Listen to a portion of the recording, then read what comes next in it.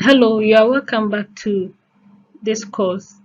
Under Unit 5 of Session 5, we will look at the transmission of impulses across a synapse.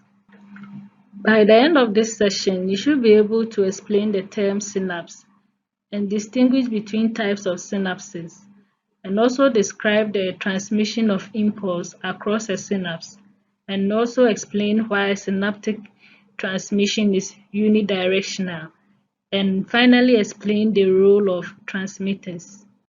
In order to transmit information from one sensory organ to the effector organ, it involves the activity of several neurons. And in the course of transmission, there is a minute gap that exists between one neuron and the next. And this minute gap is referred to as a synapse. And for action potential to pass from one excitable cell to another, it must cross this particular synapse.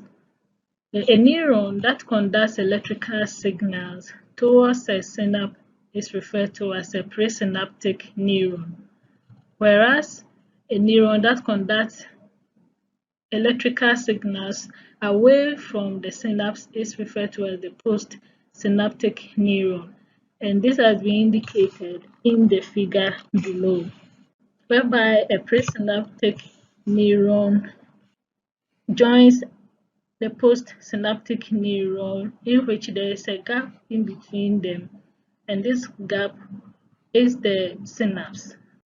In a chain of interconnected neurons, a particular neuron can be a postsynaptic neuron to one group of neurons and also act as a presynaptic neuron to another group of neurons.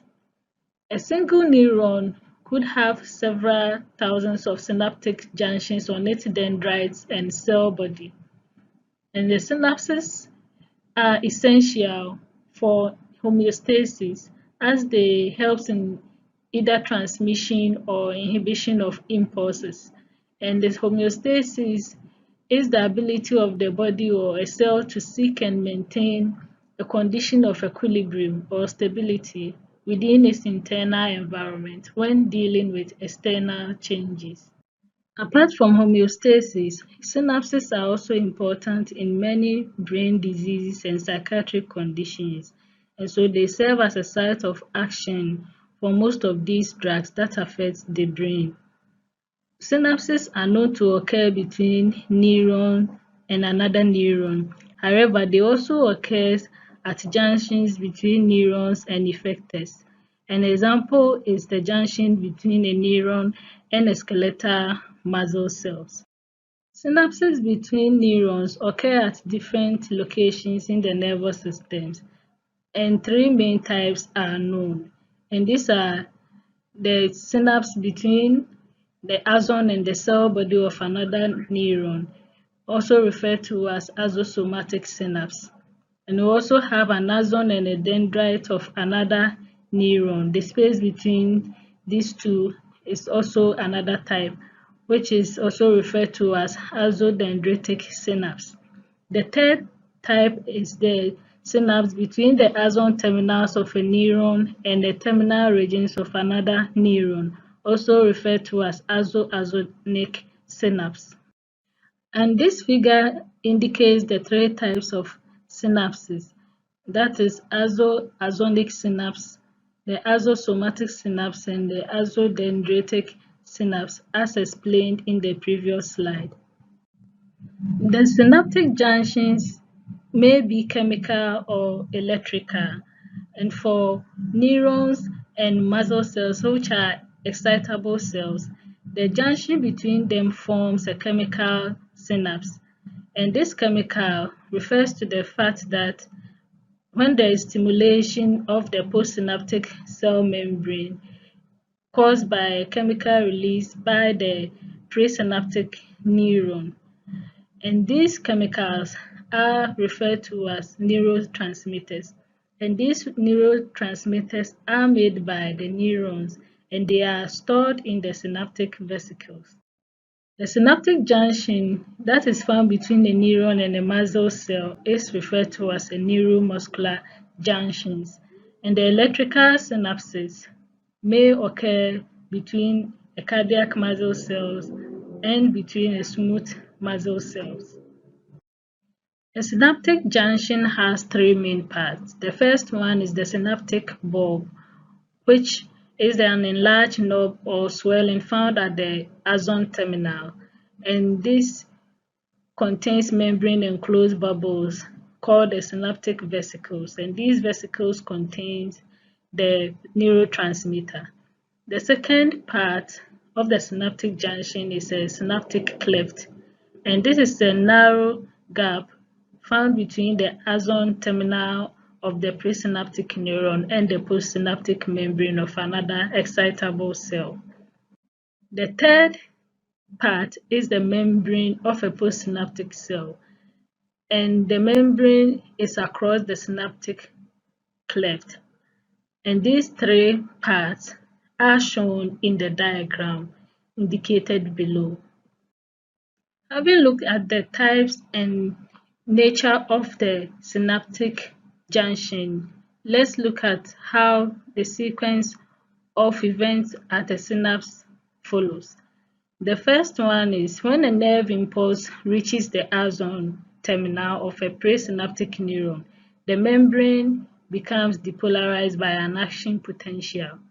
And the next event is that there is depolarization of the axon terminal during the action potential, which causes voltage sensitive calcium ion channels to open in the terminal knob. And the calcium ions diffuse into the axon terminal from the extracellular fluid.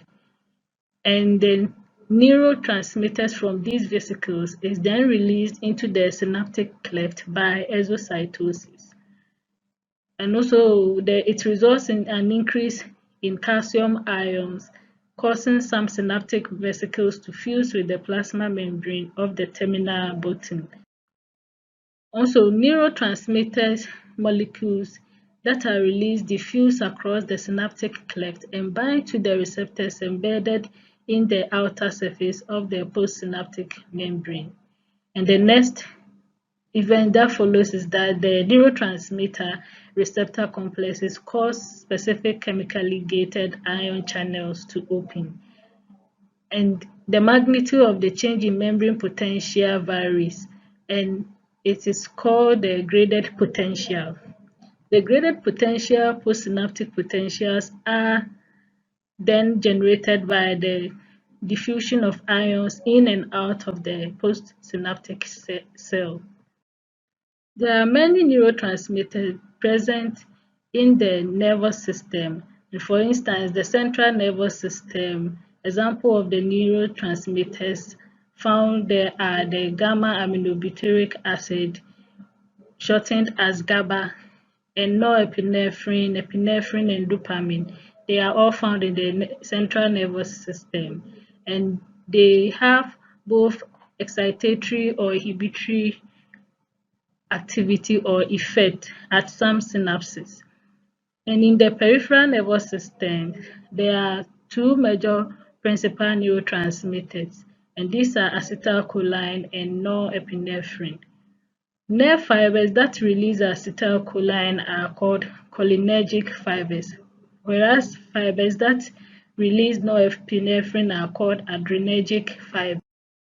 As long as neurotransmitters remain in the synaptic cleft, it will continue to combine with receptors and activate the postsynaptic membrane. And so the activity of neurotransmitters could be terminated by enzymatic degradation. An example is acetylcholine, which could be degraded by an enzyme acetylcholinesterase, and this is located on the outer surface of the postsynaptic membrane. The effect of neurotransmitters is either to ensure excitation or inhibitory effect of the postsynaptic cell membrane, and these effects are referred to as postsynaptic potentials. This brings us to the end of Session 5 of Unit 5, Under this session, we've learned about the synapse, the types of synapses, and the role of transmitters in impulse transmission. We also studied the electrical nature of transmission in neurons as mediated by chemicals at the synapse. We also studied the need for removal of neurotransmitters after the passage of the impulse. And also, we understood that neurotransmitters could act or have excitatory or inhibitory effects.